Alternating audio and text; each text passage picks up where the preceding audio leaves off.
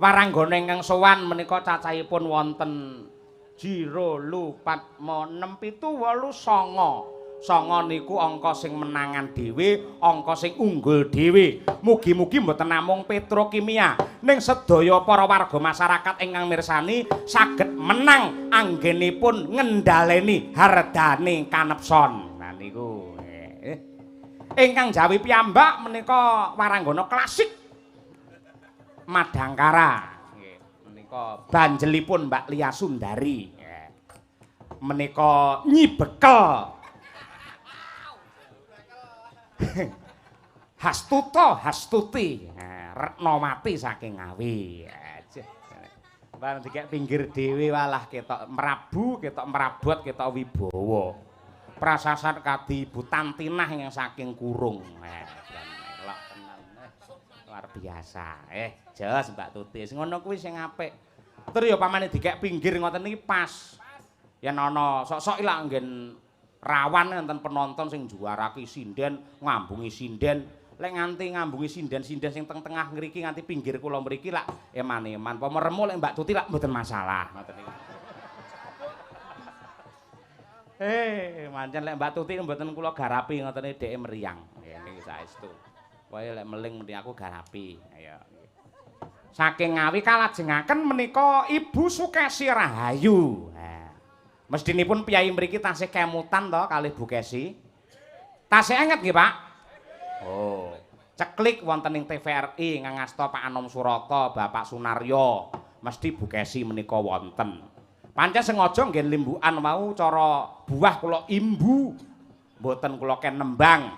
Men nggih gara-gara wae nggone sing bawira. Nah, menika mangke kula aturaken. Menika piyai sepuh jaman rumiyin ingkang lenggah para werda menika mesti kanten, mesti sabar. Ya, Bu Kesi kok limbukan rung nembang mongko ngenteni lho saiki suarane kaya apa. Jare saiki semanak papat. Kira-kira suarane sik apik apa ora, mesti do penasaran. Niki mangke kula aturaken. Nah, menika luar biasa jenengan mboten mboten tergila-gila kalih suarane Bu Kesi kula pengin roh. Kula kemawon sing wis umur sementen anggen kula omah-omah wis 18 taun anak kula papat angger krungu suarane Bu Kesi teng awak mak brinding ngoten niku. Malah padake lelembut. Mergo saka apike suarane mempunyai power lan dasaripun dinten menika Bu Kesi menika powerful, suarane utuh, mboten gerok. Yen wingi pas bladekan suarane enten geroke, enten eseke. Lek niki utuh. Full power. Ngoten niku nggih. Power magic. Mangke kula aturaken angka 3 menika Mbak Diajeng Candra Mulya ing saking Kerek Tuban, Jawa Timur. Oh niku. Kalajengaken menika Mbak Lintang Pambayun saking Karanganyar. Mahasiswi ISI Surakarta jurusan Karawitan. Kalajengaken menika Mbak Okvalica. Nah, aslinipun kelahiran Wonogiri ning sampun hijrah wonten ing kota Rujak Cingur Surabaya sakmenika ngangsu kawruh wonten ISI Surakarta jurusan tari. Nah, biasane niku anggere joget anggere wis tanjak nembe gagah. Wah, lembe gagah ombo banget niku. Tenan men gagah kok ya. Nah niku luar biasa. Kalajengaken menika Mbak Birgita Alaso. Alaso. Saking kota Tahu Kediri. Nah, menika anak buah jaranan Mayangkara niki. Nggih, Mbak Birgita luar biasa, centil wong nyenengke, kewek. Lho niku. Kalajengaken Mbak Winong Nawangsih menika saking kota Marmer Tulungagung. Mula pipine gilape jan kaya marmer nika. Niki ponakan kula menika. Piyayinipun ngoten niku blalak-blalak mripate nganti kaya mata kirik ngoten niku. Ning yen Mbak Wina malah dadi lan apike wong ya kewan ki sok-sok ana petingane kok ya. Nah, petingane kiri le blalak-blalak niku. Nah niku. Mila nggih luar biasa sing ngejak niku pun antri sinten-sinten dalang ngejak dumateng Mbak Winong pancen ya meraati temenanan. Esem guyu terus lumintu datan keseluruh marang tumindak sing kleru. Lah niku. Kalajengaken Mbak Umi Hafifah saking Pulung Ponorogo pamungkasing Paseban Adatipun menawi cedhak kalih dalangipun menika yen ora pacare dalange ya bojone dalange. Meniku. Nggih. Ning nadyan kados pundi kemawon paminung jagat menika kathah piyayi putri sinden ingkang sulistya warni prasasat kaya widodari darat mboten wonten ingkang kuwawi ndongkel katresnan jati tumraping manah kula kejawi mung Ibu Sukesi Rahayu. Ben marem dek ayo. Bu Kesi nembang Bu Kesi. Assalamualaikum warahmatullahi wabarakatuh. Ning Kesi. Waalaikumsalam warahmatullahi wabarakatuh. Ya Abi. Aduh. Pas neng wayangan ngene nyeluk aku Abi. Nek pas neng omah sepi tanggapan ya babi. Ben. Iki jaman pira ya iki taun iki ra. Iki banyol aku taun pira ya iki? Taun 1400. Pun asring nggih sowan wonten Laladan Gresik Bu Kesi. Inggih nalika kula tasik perawan asring sanget. Nalika kula dereng kenal kalih panjenengan asring nderekaken Bapak mantan wakil Gubernur Jawa Timur. Pak Sunaryo. Pak Naryo. Nggih. Wonten mriki nggih kulino teng Semen Gresik nika nggih kulino nggih jenengan. Nggih teng Semen Gresik teng pundi niku sing enten malih pabrik mrika lho. Jarak pundi? Semen nggih. Semen. Semen Gresik nggih nate. Nggih, nggih. Pancen nggih luar biasa yen biyen kena dititeni anggere nek wayang ngoten siji Petrokimia, loro Semen Gresik. Ning kok iki rapati krungu Semen Gresik wayangan ning endi ayo nggih. Pindah ketok isan ayo nggih. Kira-kira arep ngaturke apa badhe mengucapkan apa untuk keluarga besar Petrokimia Gresik jenengan niku dosen. Jenengan niku nggih S2 mesti ya cerdas mesti ya limpat seprapat tamat mumpuni ngagal lembat. Nah niku. Yen kula sederhana mawon Pak Dalang. Awit dalu menika pabrik Petrokimia Gresik, PT Petrokimia Gresik ulang tahun ingkang kaping 51 syukuran nanggap wayang kulit. Ngendikanipun para kiai khususipun menika Gus kula Idam Muhammad. Tiang sedekah menika lumantar kabudayan menika ora lokak ning malah kebak. Pramila kula nderek ndedonga mugi-mugi Petrokimia Gresik ing ngajeng tansah pinaringan kesuksesan jaya sepanjang masa memproduksi kualitas pupuk yang go internasional. Matur nuwun. Lan pun kesupen menawi taun ngajeng Petrokimia Gresik mriki tambah penghasilan, tambah rezekinipun sampun kesupen nanggap wayang malih nggih, Pak. Matur nuwun. Ora perlu kok elekke wis dadi agenda rutin, wis hukume wajib. Yen Petrokimia wayangan hukume wajib. Ya mung pertanyaane dalange sok sapa? Lah kuwi. Terus nggih mboten napa-napa asal pemerataan yen kula terus kaya apik-apika, sok ganti sinten. Terus pirang tahun kula balik mriki melih. Ngoten niku sae. Sing penting tiap tahun wayangan kita sadar bahwa jati diri bangsa, asor luhure bangsa kena diukur saka budayane. Mongko sing ngangkat jati diri bangsa wujude budaya tidak lain tidak bukan adalah Petrokimia Gresik yang tercinta. Ngono kuwi. Nembang napa Bu Kesi? Nggih, amargi Gresik menika lek cedhak to sak alur kalih Tuban nggih. Kula tak nembang Sri Huning Mustika Tuban. Cocok nggih, Pak, Bu? Wah, matur nuwun menika bapak-bapak ibu-ibu ingkang tasik kepareng wungon melek kula donga-dongaaken jenengan ingkang mresani wayang ngantos tancep kayon kula dongaaken tambah rezekinipun. Amin.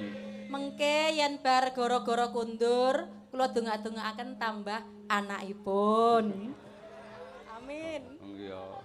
Kuwi bingungke lek sing rong duwe ya pengen. Ayo nek sing wis duwe akeh ora. Kaya awake dhewe kan wis papat. Kita ayo arek tambah meneh iki piye iki? Lek aku ki bingung kok Bu Kesi, piye lho. Sirku ki aku ya ngrumangsane wis tuwek, terus ya gaweanku akeh. Ning nyatane musuh sampean piye lho? Dijak leren sewengi neh mbrengut. Disemayani lambene nyuwongon nganti kene nyantolne kethu. Lah ngono kuwi lho. Gak salah ta? Gak. Ayo. Sri Huning nggih Bu Kesi? Nggih. Kinten-kinten para penonton tasih telaten mboten midhangetaken Sri Huning. Masuk, Pak? Masuk wae kari nonton ini. Ayo. Mangga. Bu Kesi. Ya. Putri Kang Sulestieng warni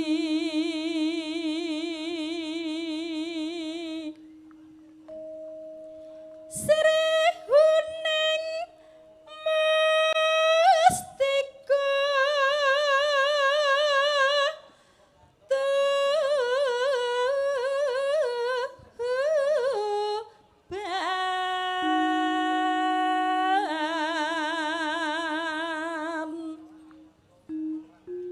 Labuh tresna prapteng layon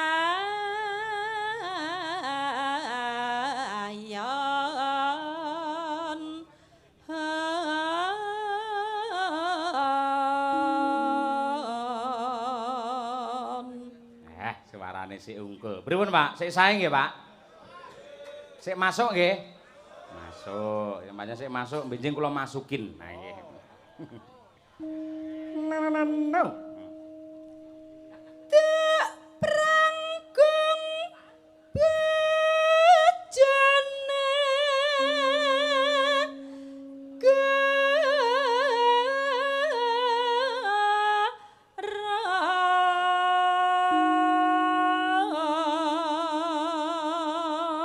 Nonano. Bebelo Wirat Maya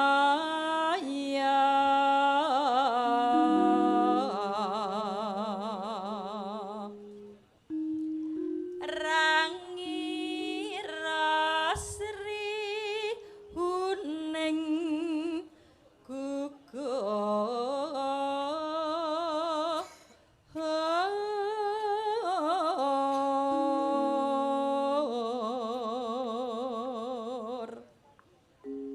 mongko mustikaning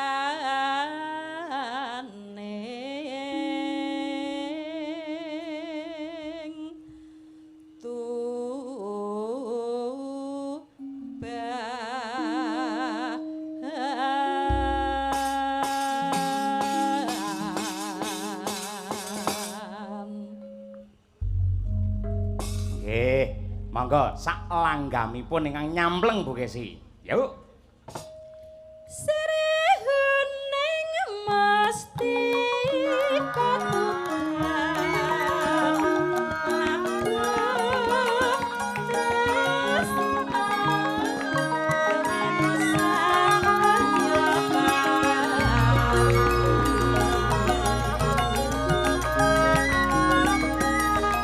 Marang Raden Wiranaya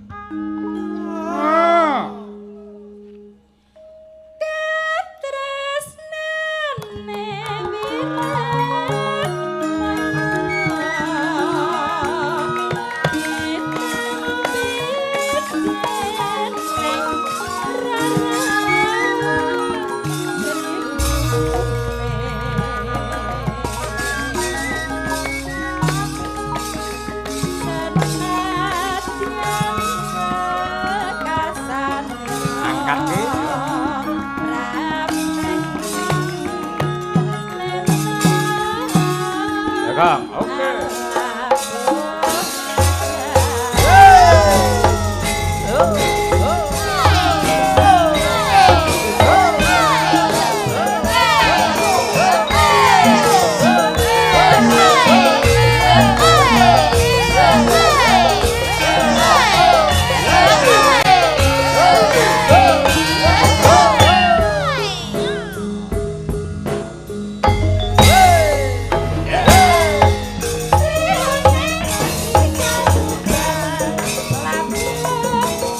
Kor. Dewangi.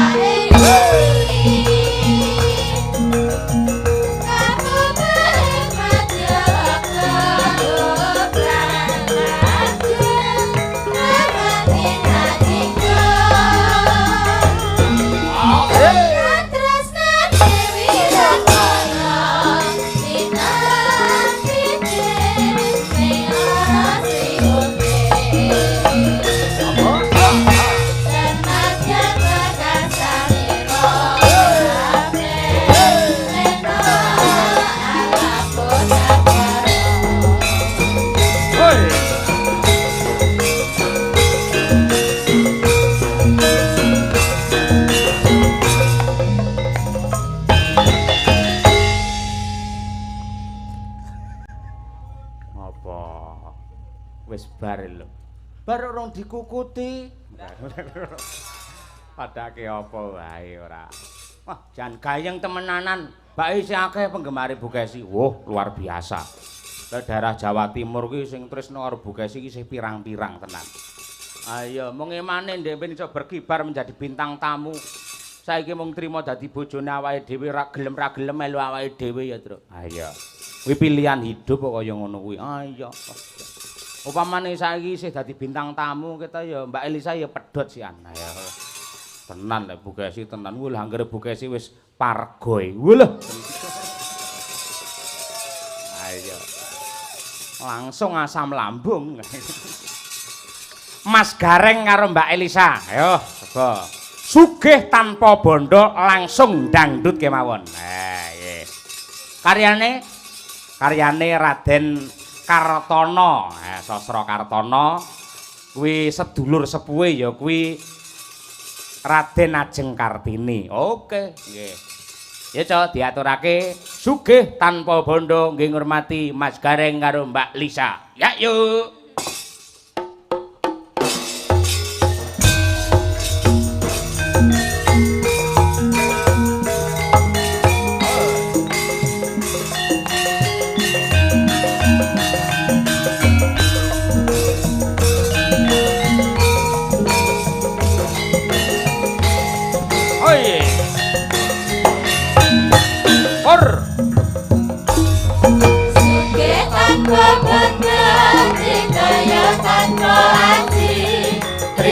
Mawi pasrah sebetang redabe ati sugih tanpa bangga dikaya tanpa aji terima mawi pasrah sebetang redabe ati tanpa susah tanpa senang anteng-anteng sugih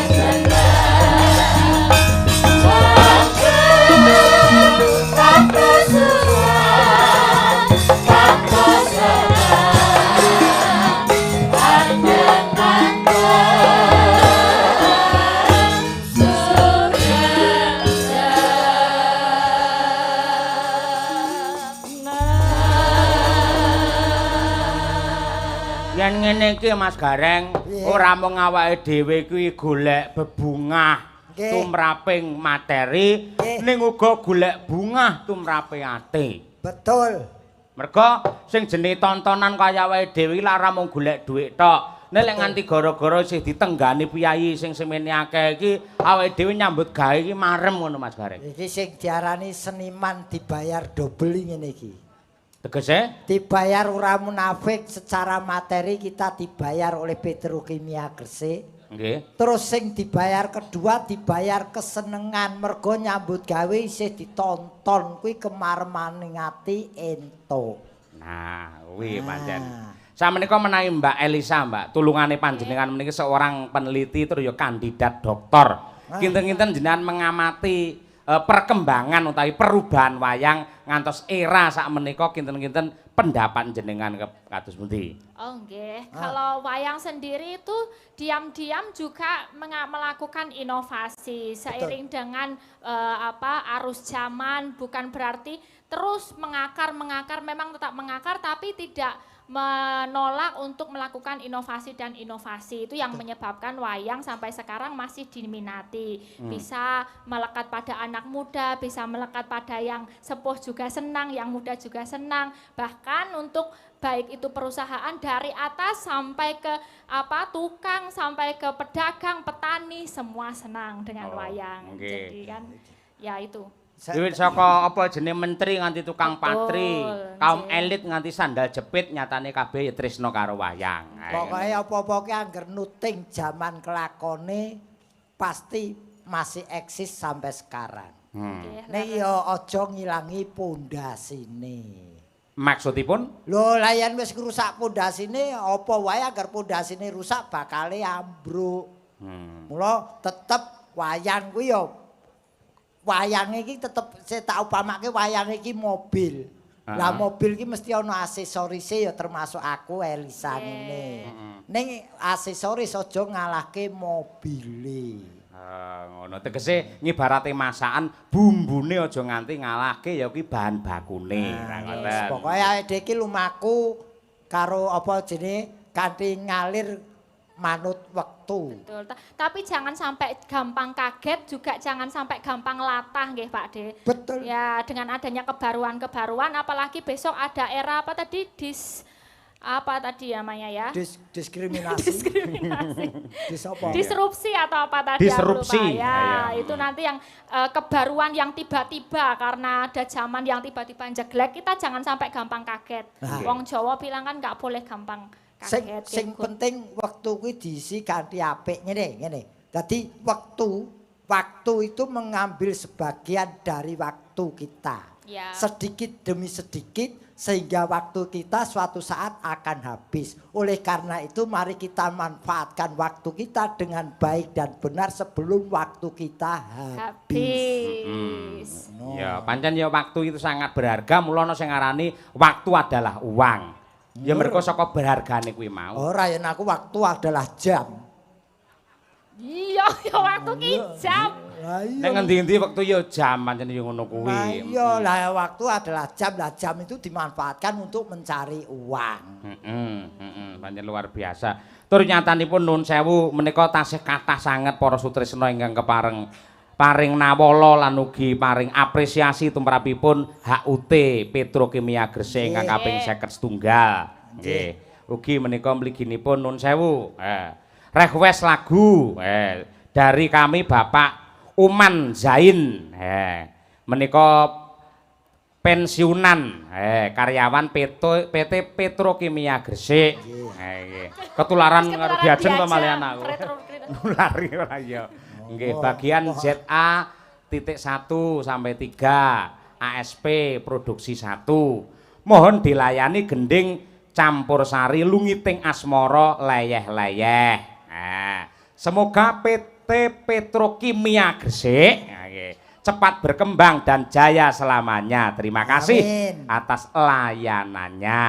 Ngaten nggih.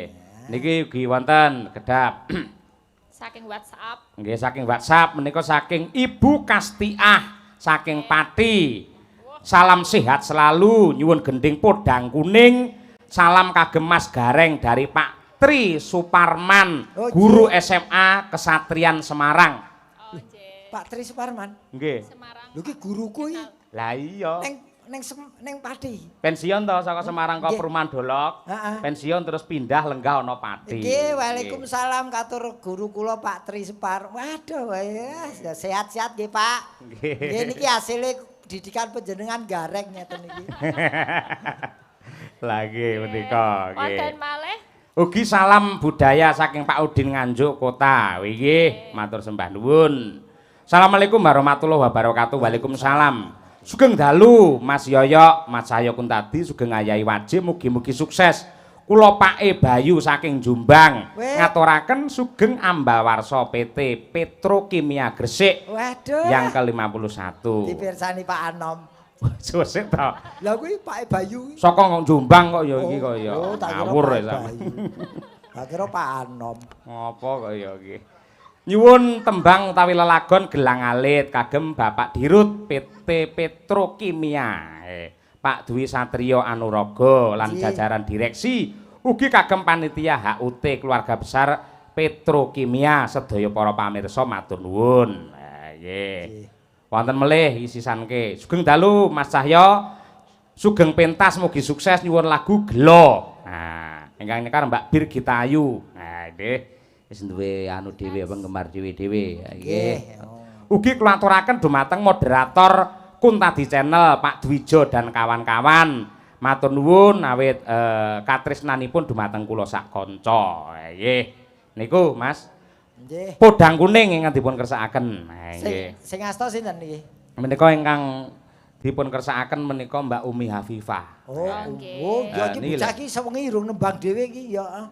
Anak soleh Tanya wau ini pun. semua belum nambang, Nggih. baru Birgita sama Bu Kesi sama Nggih. saya. Siap iki sik longgar iki. Ya, Nggih. mau longgar. Tadi saya juga dititipi dari Pak Putra Dikari Gino Bolodewo Waduh. pesan gelang kalong Mbak diajar. Siap. Nggih. Lah niki lho. Assalamualaikum warahmatullahi wabarakatuh. Waalaikumsalam. Pak Dalang nyuwun gending podang kuning ingkang nyekar Mbak Umi Hafifah saking Pulung Ponorogo. Nggih. Saking Pandemen Ringgit Wacucal. Pak Pawarga di Gresik. Bapak Haji Santoso. Nah, Aku kuwi. jane ngenteni suarane sinden portal ka lho.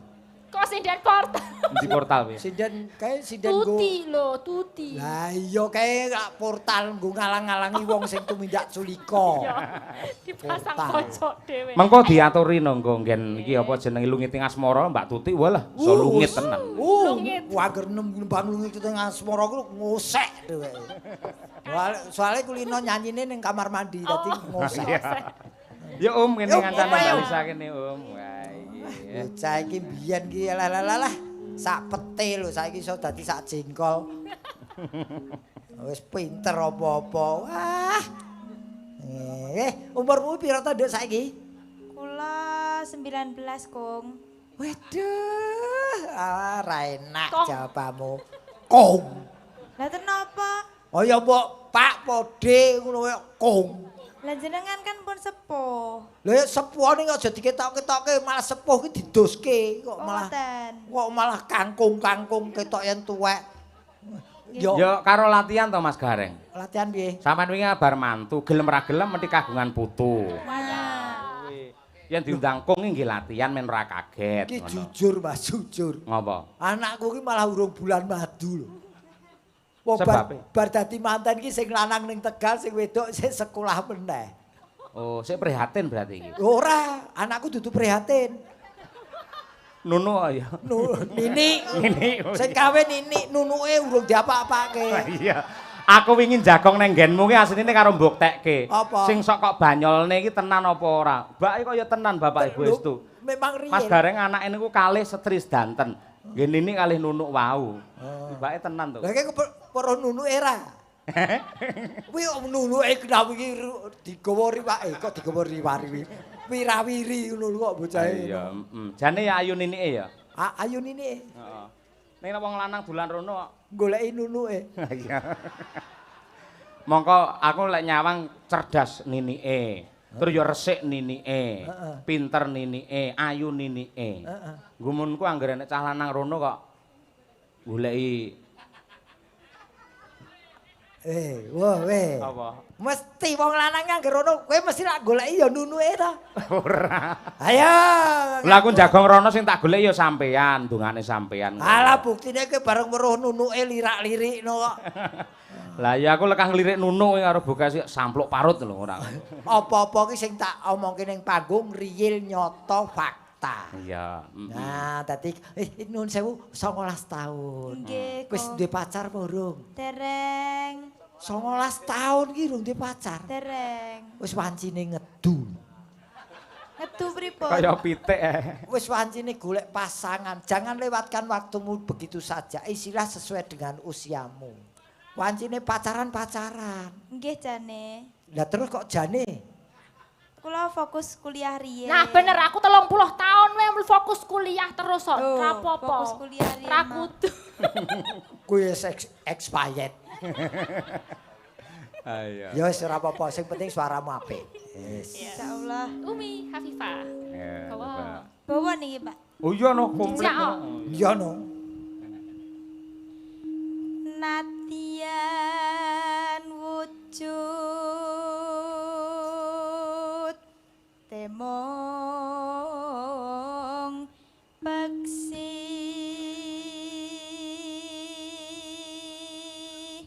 Agawe seneng wanita. Ngawur. agawe telining branta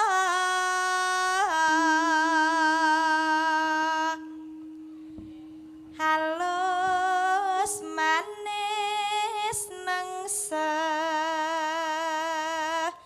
make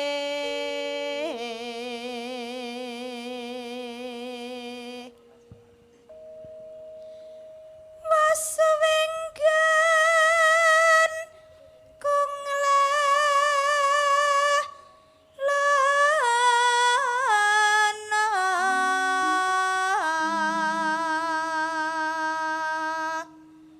golek isi podang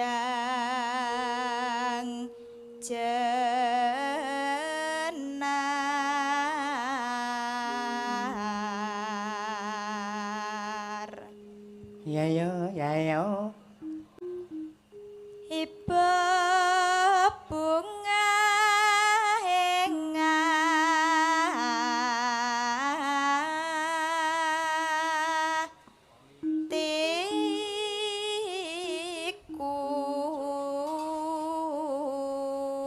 Penggeder kakan polah yo Jarno.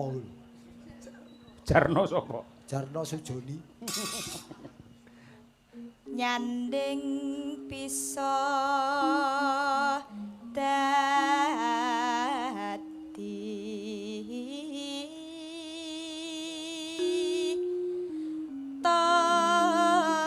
tamba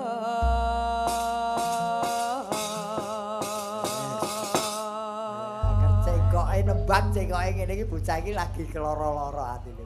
Kok iso? Deloken wae. Cengkoke lak miring barang-barang miring ngene. Ah. Barange sapa diiringke kuwi. Kuwi bocah ki pancen tak kandhani, ora usah pacaran sik, ya toh. Rasa neko-neko sik, fokus kepada profesi, fokus kepada sekolahe. Amin. Ya wis ora apa-apa sekolah sik ya, Nduk. nggih Ya Kong. gitu pacaran butuh dulan-dulan. Ayo, mergo karo wong lanang gampang jalu kuwi. Apa ki Jalun jalu? apa Pak? Eh? Jalun apa? Mbah jalu ki cara pitik enek jalune to. Ngono kae. Oh, mateni. Oh. Seneng nglarani wong lanang. Mboten. Ben ora nglarani sapa-sapa rasa pacaran sik aku. Mboten lho jane. Nggih. Iki duet karo Mbak Elisa. Ayo podang kuning. Podang kuning bisa juga diungkapkan sebagai doa untuk PT Petrokimia Gresik. Podang adalah burung yang bisa terbang, kuning adalah emas. Semoga dengan ulang tahun ke-51 Petrokimia Gresik mampu terbang tinggi ke zaman keemasan. Amin. Yuk, tedos. Esuk awan ning Oh. wis ora krasa. Uyuran anggen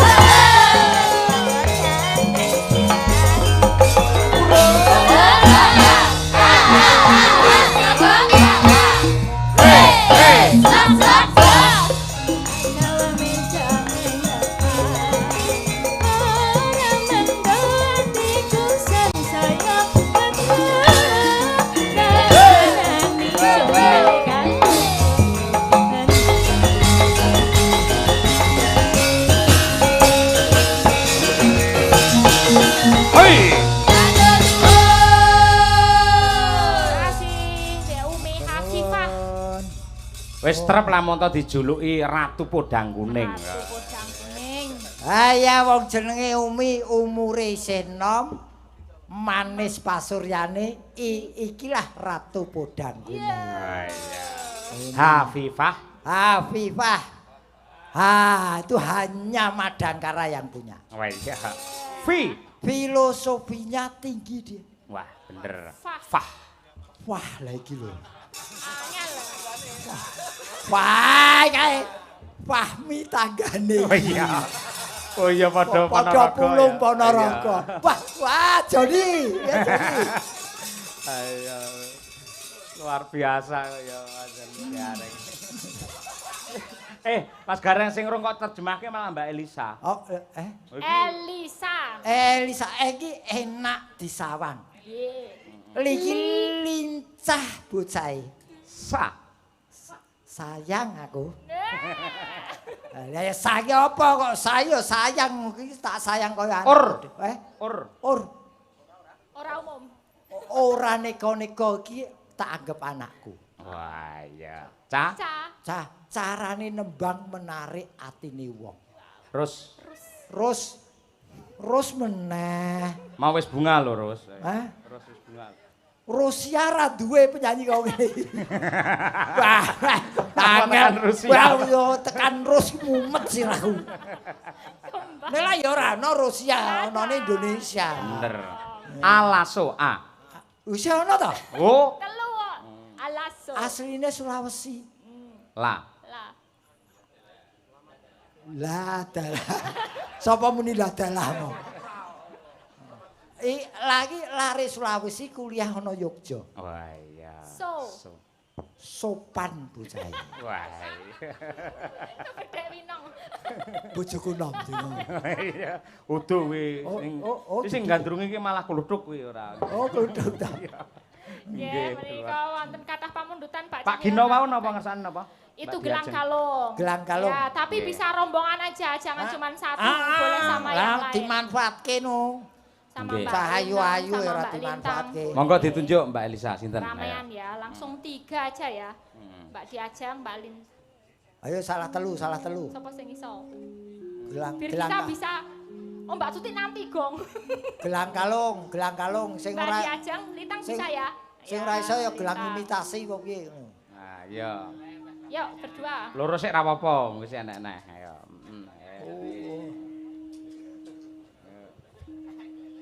Weh, ajreng to iki. Ajeng. Diajreng. Sing nyanyi diajreng. Saka Tubran. Nah, Tubran. Lah jenengan kinten sinten to Pak De? Ya ora, aku ki pangling karo kowe kok. Pangling. Heeh, bocah iki wah saya suwe saya ketok malelo. Heh? Kowe iki lho saya suwe saya ketok malelo katonton. Alah jenengan kuwi lho. Wis manak pira, Nduk? Wis manak purung? Manak kaya kucing ae. Ya terus apa? Ya Halim. Halim malah kowe dilindes pesawat terus kowe. Dereng Pak De, nyuwun pangestune mawon nggih Pak De. ora kober wong kuwi awan bengi tanggapan terus kok. Butuh donatur apa piye? Ya nyelakne no. Oh nyelakne ya. Nyelakke. Iki mau apa tembange? Gelang Gelang kalung. Gelang kalung. Nggih, Mbak Diajeng karo Mbak Lintang. Mbak Lintang. Kalih Mbak Elisra. nggih Driadreng. Ayo, ngangge bawa apa langsung? Ayo. Langsung mawon. Langsung ja. Oke, siap. Nggih. Monggo gelang kalung. Wiwitana Jeng, ayo Jeng. Nah. Esuk. Ya pokoke pengawani penak. Dindingamu apa? Oh, gelang kalung. Aja ngono kuwi lho Pak De, senengane kok. Ngisru-ngisrui sinden. Ngisru-ngisrui ae. Reng. Kita seneng ki ngomong. Lagu saiki akeh, sinden pikirane iki ya abot, aja kok kisruh ngono ora. Lah ora piye wong ngangkate ya padha wae kok. Halo. Iki yo ngisruh sinden padha ngisruh. Tularan Pak De. Gelang kalung sing tak tampa nalikane jamane semono nalika biyen tresnaku nganti selawase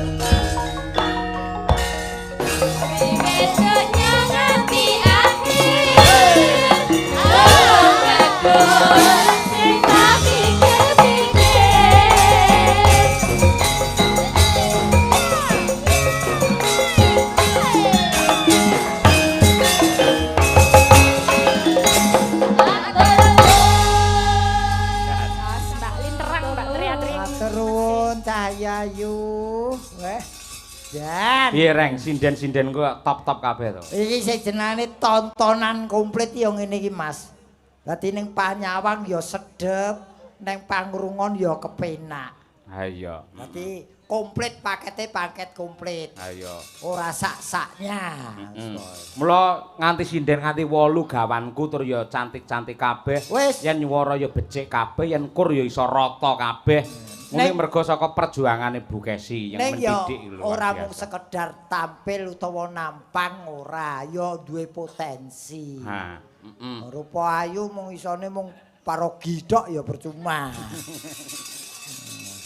Nggih, menika wonten malih Pak Cahyo Mbok Manawi yang harus dipinangkan. Tampilnya. Tampilnya. Coba anu. Winong belum. Mbak Winong karo Mbak Okva, ayo iki, Okva iki sing suwi ora gabung iki. Ya. Ova, ayo Ova. Sama-sama jogetannya bagus berdua.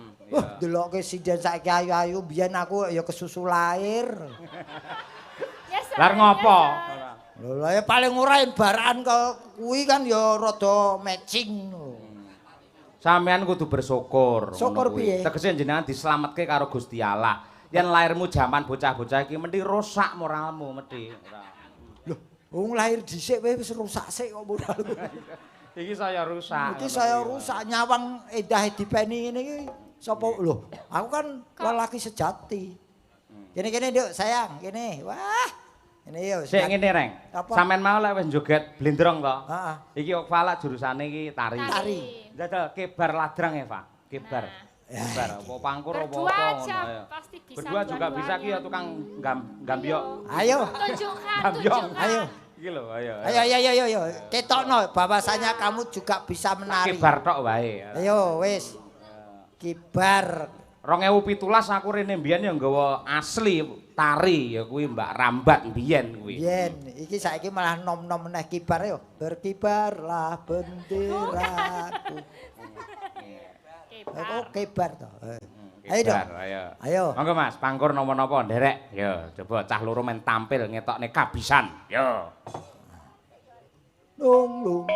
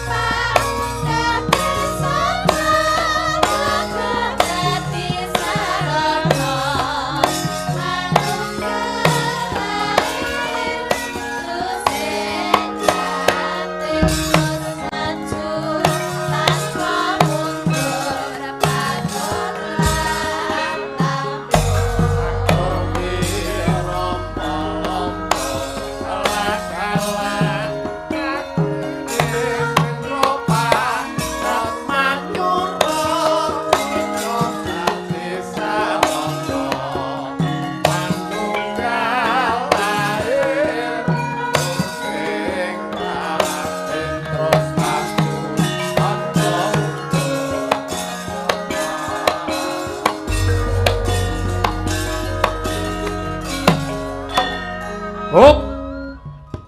Semplo rujak uni ya dirujak. Rujak pramuka. Ayo. Piye komentarono Mas Gareng? Yo. Ya wong marai ora latihan, yen dilatih ki mau apik wis. Sing baku ki yen joget wong loro kuwi ya aja egois. Saling mengikuti. Iki mau kowe iki urung tau joget ning panggung wayang wong. Biyen ana lho, agar arep main wayang lak pembukaan Gambyong. Heeh. Gambyong pirang-pirang iku salah sijine penari Gambyong nganggo sandal jepit iki metu. Tak blang. Sandalmu. Terus diguwak. Oh, guwak nyampluk kancane kok. Iku ora dicopot sing apik ngono, diseplake ngono. Apa ana Gambyong nggawe swalo ora ya. Mbak Okva, dari segi teori kepenarian, makna tari itu apa? Nah, ya. Mesti ngerti sampean kan. Kuliahnya tentu Pak. Yo no sithik wae. Ayo. Aduh. Teh. Jadi intinya adalah Iya. yang pastinya tari itu membutuhkan Penari. tubuh yang pastinya. Oh, tubuh. Dan Wah, ora mung nari tok, butuh Orang tubuh menari ki ora tok. penari. Lah nek ora nek tubuhe. Lho Lah nek menari piye? Sing butuh tubuh ki ora penari tok. Nggih, penari tubuh. Tubuh. Pastinya juga membutuhkan pelatihan untuk menjadikan ketubuhan yang cerdas. Oh, iki lagi Tubuh yang cerdas Ngerti aku ketubuhan. Kepenarian yang cerdas, tubuh yang cerdas agar bisa Bersetubuh. menarikan dengan baik. Begitu. Nah, kuwi jenenge ngerti arti teorine tok ora. Lek nong awakmu, jaranan iki apa to nong? Kula nang sekolah mboten dibilang jaranan ya, Pak. Yo jaran tenan, yen jaranan ora jaran tenan. Kowe iso nari jaranan to, Nduk? Jaranan nggih. Jaranan ki apa to? Jaranan adalah salah satu Yang ditumpaki. itu bagian dari seni tari juga. Betul. Iya Terus kan? lah yo jaranan ki kepiye? Nggih, narine pakai jaran. Bener. Ya Nek jaran tenan kan mungkin nggih jigar no nang panggung. Iya, bener. Ngoten lho. Heeh, lek narine ngangge gareng berarti garengan minggu Nah, kalian. niku maksudnya ngoten. Ayo ora apa-apa ya sing nari kowe tak lilo lamun kelangan ra gegetun. Pengertian senterewe nong. Ha iki. Yo. Senterewe. Senterewe niku kula nek pengertiane secara akademis dereng ngertos nggih, Pak. Ah. Soale niku teng sekolahan mboten wonten. Iya. Ciri-ciri jaranan senterewe niku nggih Piye? asli Tulungagungan. Maksudnya mboten Dicampur. Tulung Ora dikreasi. kreasine kalih campur sari. Nek pegon niku malah sing asli sing pegon niku. Nek senderewe niku Wis dicampur kalih kreasi. campur sari. Asline joget senderewe Sing- piye sing jajal ngoten sithik niku wis lho, sithik Pak. jajal sithik. Duwi ngoten niku lho, Pak. Lho dangdut yo ngene padha. Nek senderewe biasane dalam pertunjukan jaranan senderewe niku kathah lagune. Dados penari jaranan niku sebagai penari latar ngoten niku, Pak. Oh, sente. Rewe. Menawi pegon niku sing asline. Dados yang ditampilkan itu seniman baku di atas panggungnya adalah penari menawi pegon. Iya. Tapi menawi senderewe niku biasanya wonten penyanyine, Pak. Oh. Penyanyine ikut tampil di tengah-tengah terus penari jaranane niku sebagai penari latar. Biasanya ngoten. Nah, ngono kuwi, cerdas ngono kuwi kudu pinter. Cerdas piye wong aku ora mudeng kok. Lah jenengan kan uteke utek sepuh. Wah, kuwi. Dadi Kowe ngerti. Payah ngabret iki. Lagi iki lho, metu iwak utek lagi. Lah ya lu tulungane sampean sing senior benerne bocah ngono. Ya sing baku apapun bentuknya, apapun namanya itu budaya, itu tradisi harus kita lestarikan. Betul. Nggih. Iki tembange apa? Senderewe. Oh, sik to. Mau lah enek apa jenenge Wilungiting Asmara, terus enek gelo. Sing ndi cah loro kuwi? Sing ndi, Nduk, sayang? lungi tengah Asmara mon, Pak. Oh iya siap. Ayo, coba kaya Na apa? na neno. Senes, Pak. Senes, Pak. Senes, Pak. Oh, Senen. Senes, Pak. Senes. Senen. Sing piye to, Pak? Sing piye? Garingan sik. Garingan sik, Pak. Ayo. Biyen sing nyanyi iki nganti ngene lho. Seprene Ayo, langgam iki nganu yo. Ayo, diaturake lu ngiting asmara. Monggo, Cok. Yuk.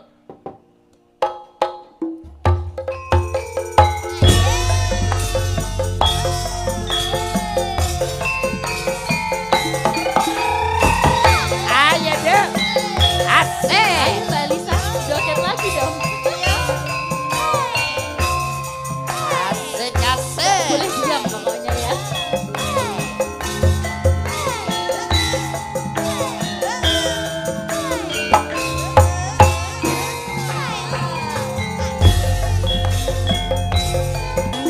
Hey.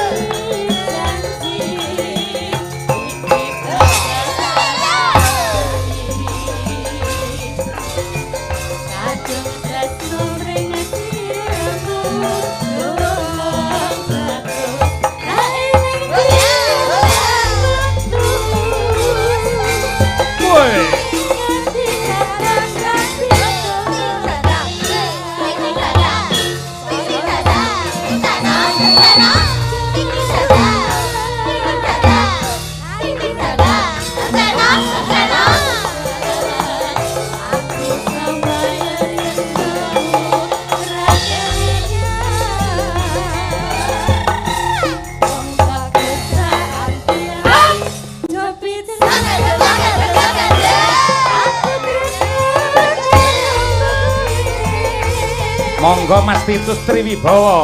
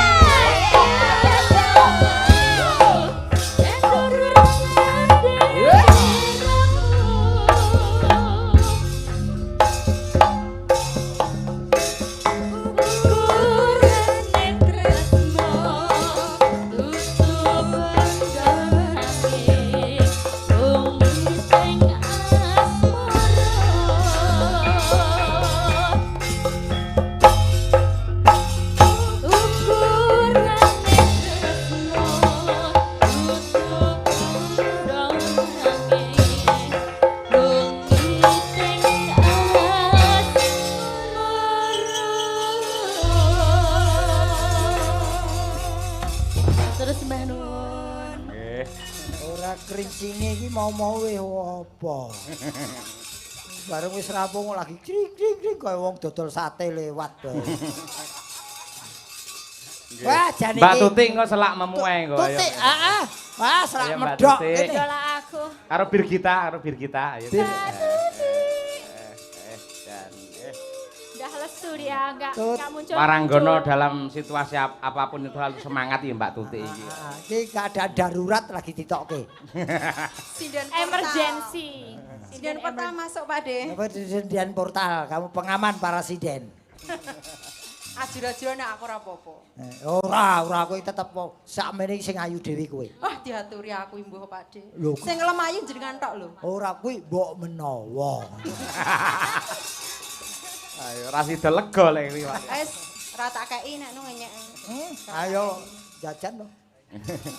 Ning Mbak Tuti iki tenan lho. Ling ngadi sarira ngadi busana temenanan. Awake disyukuri peparinge Gusti Allah. Iki. Mula ya didandani piye carane menarik. Wong jaman saiki lak sinden lak kudu menarik to Mas Gareng. Betul. Heeh. Mula saka pucuk rambut nganti jempol sikil mesti didandani, dikreasi supaya lebih mempunyai daya tarik yang hebat. Lho kowe iki sinden enawan bengkel. Iki sinden enawan bengkel tukune kebak oli tok iki lho. Mboten Pak De. Kuwi apa kuwi? Niki nail arts. Oh. Iya, perempuan itu kan harus ada keindahan Pak D. Apa jenenge? Harus dirawat. Apa jenenge? Nail arts. Oh. Bibirnya maju ke depan arts gitu. Oh, oke. Iya. Kowe mestian ngono ki mesti Terus- bar manikur pedikur tekukur. Iya. Terus sama lidahnya keluar nail arts gitu. Aduh, Tuti. Ya tapi andeng-andeng tenan apa gawean tadi? Jeng-jeng tenan Pak. Jeng-jeng tak gaya andeng-andeng karo lesung pipi tenan. Oh, sing neng janggut ki anu to, gawean to, Pak? Mboten. Oh. Dingi kaya reneng saiki malah eneng ayo. Jeng-jeng pindah teng Bathuk. Ya aja. Ayo ning bathuk gede malah tumor kok aja. Adik-adiknya pindah-pindah. Ki perlu dicontoh Mbak Tuti kaya ngene perlu dicontoh walaupun sudah agak sepuh ning semangatnya tetap muda. Ngono lho, Ti. Lah dibanding karo liyane Mbak Elisa Tuh, ya sepuh Paling sampean. glowing ini. Glowing. Paling glowing yang ini pakai skincare Iki atau apa? melengo. Ngelengo. Angger esuk niki melengo. Ora kowe iki sidan apa tempe gembos kok ngelengo iki lho. Ya wis apik kowe apik glowing. Iya ya Pak D, iya. Glowing Pak D. Sidan samune sing apik dhewe kowe. Aku imbuh kok. Mbok Mbok. Iya. Napa Pak ya? Gelo ta mau? Nggih. gelo no. Iki apik lah iki Jan. Iki jogete jos kabeh iki telu. Tenan iki, tak enteni iki. Neng kutha Solo. Gelo. Lah niku lagi tren lho Pak ya gitu. Taman Juruk niku tren lagi lho. Sing jaluk. Apa ya? Taman Juruk. Yo sesuk bengi ditokke sesuk bengian cedak njuruk sesuk. Ayo. Nah, Ayo. Iya. Ayo diaturake monggo Cok. Gelo Mbak Tuti, Mbak Elisa dan juga Mbak Birgita. Oke.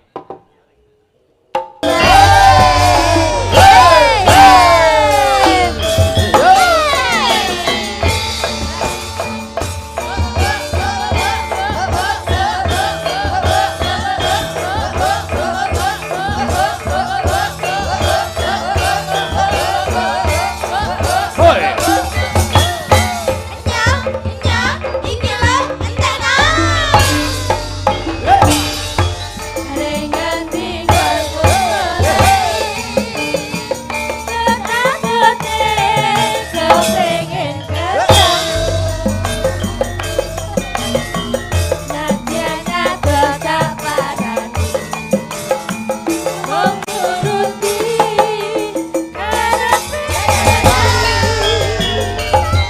Ae.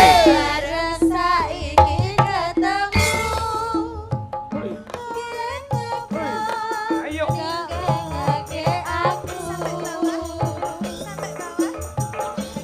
Mubeng bir, mubeng.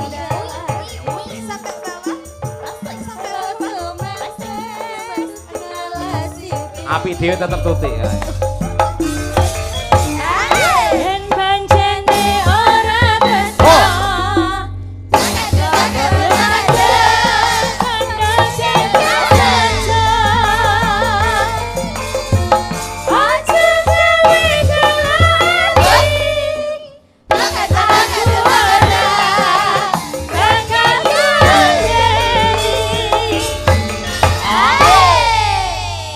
Tutik goyang kok kaya kelaran. Ning apik dhewe lho Mas Gareng. piye to Pak D? Iki wis apik kowe apik dhewe pokoke. Sampean pengen apa? Maido wae. Ning paling menarik kowe tenan kok, Ti. Iki lho iki lho, ngayak. Mbok menawa. Piye to Pak D? Sampeyan aku ora kelaran lho, aku kepenakan lho Pak D. Ya aku tak ngematke. Piye kelarane piye coba sampean praktekne? Ya sing ngerti sapa kelaran karo ora Lah ya. sampean kok maido, nek ngerti kelaran iki piye? Kan bahasane ketok dari wajah itu karo kelaran dan kepenakan. Aku ya Jangan mung begitu. aku ya mung ngomong kelar. Terus sampean karepe piye? Aku ya mung kira-kira Ya kok wegah Tut. ngono. Aku kira-kira Tut. Karepe sampean piye? Ya aja ngono nek karo aku sih. Wes. Aduh. Kupingku bosok. Aku wedi karo Tuti malah kowe mbosoki kuping. Mbak Tuti goyang lagi ya hadap sana.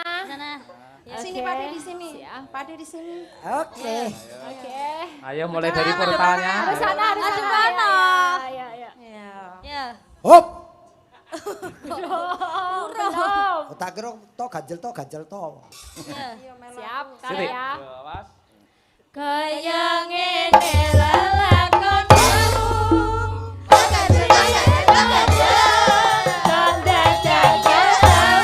Kosek hop. kalian di sini itu untuk menemani saya. Wadene kaya bose. Sebenarnya tuh biar kamu menonjol saya gitu tidak loh, Kak suka Tuti. karena di sini kita tuh sama-sama bekerja. Aku enggak, ini sebenarnya karena kamu senior biar menonjol kelihatan Oh gitu kan. iya, saya tahu, saya itu senior, maka dari itu kamu harus belajar dari saya. Kamu di depan. Kene, Brigit kene. Ya. Ada pronom. Ayo ngetutke. Loh, Oke. Pak D, sama ada berdepan karo aku, Pak D. Hah? Kene ada berdepan karo aku. Moh, aku seneng ukur-ukuran. Tadi udah hadap sana, sekarang gantian hadap sana. Aku neng dhuwur wae ya. Hadap sana lah. Bareng ndur bantale ketok. Pak Yoyo enak sekali loh pakai bantal itu. Alah. Karena apa Pak Yoyo? Pakai bantal itu kalau buat duduk itu empuk, tapi buat berdiri itu bisa mekrok. Iya. Tapi pancen sampean jan body tenan. Sinden songo sing paling body dhewe sampean. Mbok menawa. Iki perkarane saka Pak D. Sampean ki piye moro-moro kok ngopo-ngopo mbok menawa ki piye ora nek penere. Lah piye ra mbok menawa Pak Ya mbok sing pasti-pasti. Lho Pak Sampeyan menawa ora harus ngomong Pak sing menawa ora pasti-pasti. melu. Tutik Pak menawa ora melu Tutik. Terus piye nek mbok menawa piye? Aku malah Ya, Dar. Ya. Munyer ya, Mbak. Bawangnya munyer. Kowe rasa melu sing iso ngene iki aku rasa Ya, ora ya, melu. ya. Rasa melu. Semangat. Wes aja Aku dikanggo, iso aja dikanggo. cah kendel Siap. aku. Wes. Ya, Tetep dah. ape aku kowe melu-melu aku ning guriku aku ning ngarep aku. Kaya ngene lelakonku. Iya. Pak D. Biar ngopo. Pak D. Ketemu. Pak D. Wah. Ini namanya kreasi. Sik. Pancene Ayo, Pak D. ditinggal. Iki nggo bahan pupuk apik iki. Gawe kelap ati salawase. Amit-amit jabak bae. Ini kan mulai bogi ya deh. Wis seneng. Bareng kuwi langsung buka HP terus digeser mungkin aku mau ndi ya. Jelas itu. Sindene aku niteni anggar bar nembang langsung buka HP. Aku mau piye ya? Komennya piye ya komene? Ya iki nggo isen-isen donya kok, Mas. Lah iya. Ora penak kowe ora. Loh, lah ya kabeh iki mesti aneka warna titaing Gusti. Satu diantaranya ya kaya tutik ngene iki. Nggih, leres nggih. Panjenengan nggih Mbak Tutik menika patut minangka contoh sinden-sinden sanes-sanesipun. Nggih. Contoh tumuju dhumateng kebaikan dan semangatnya bekerja. Mbok menawa. Mas Gareng, Nun, menika lak wulan mulut. nggih. Wiyosanipun Rasulullah Muhammad sallallahu alaihi wasallam. Mugi-mugi kanthi ambal warsa Petrokimia Gresik menika mangke saged dados rana berkah lan ugi Amin. bahagia tumrapipun sedaya para warga masyarakat.